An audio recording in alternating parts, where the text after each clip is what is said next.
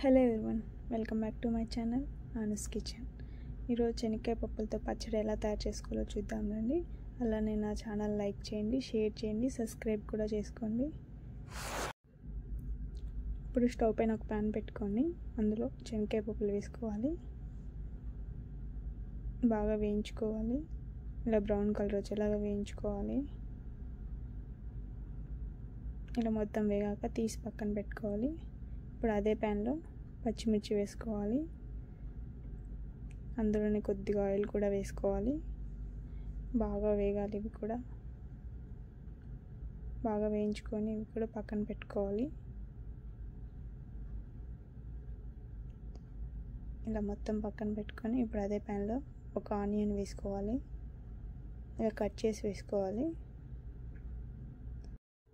ఇవి కూడా బాగా వేగిన తర్వాత తీసి పక్కన పెట్టుకోవాలి. ఇప్పుడు అదే ప్యాన్లో టొమాటో వేసుకోవాలి. అలానే కొద్దిగా ఆయిల్ కూడా వేసుకోవాలి. ఇవి కూడా ఆయిల్లో బాగా మగ్గాలి.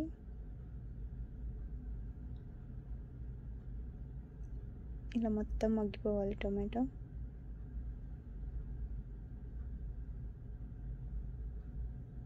ఇలా మొత్తం మగ్గాక ఇది కూడా తీసి పక్కన పెట్టుకోవాలి.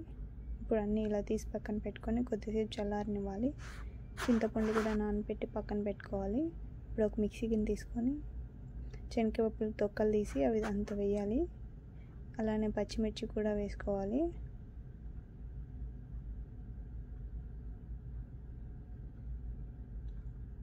ఇలా అన్ని పచ్చిమిర్చి వేసుకున్నాక అందులోనే టొమాటో కూడా వేసుకోవాలి. నూనెలో వేయించుకున్న టొమాటో కూడా వేసుకొని ఇప్పుడు చింతపండు కూడా వేసుకోవాలి. ముందుగా నానబెట్టుకున్న చింతపండు వేసుకొని ఆ చింతపండు వాటర్ అందులో వేసుకోవాలి. తర్వాత కొద్దిగా సాల్ట్ వేసుకోవాలి. ఇప్పుడు మొత్తం ఒకసారి మిక్సీ పట్టుకోవాలి. ఇలా పేస్ట్ అయ్యాక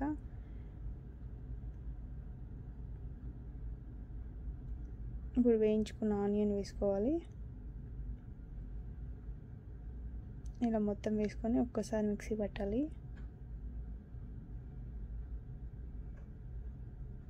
ఇప్పుడు పచ్చడి మెత్తగా అయిపోయింది.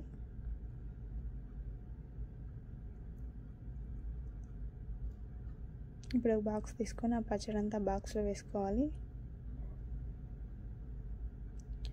అలా మొత్తం వేసుకొని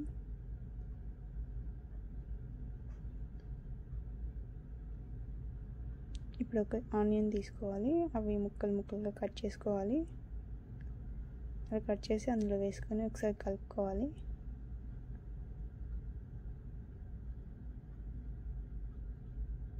ఇలా మొత్తం కలుపుకొని కొన్ని వాటర్ వేసుకోవాలి. అవి కూడా బాగా కలుపుకుంటే శనగకాయ పప్పులతో పచ్చడి రెడీ అయిపోయినట్లే.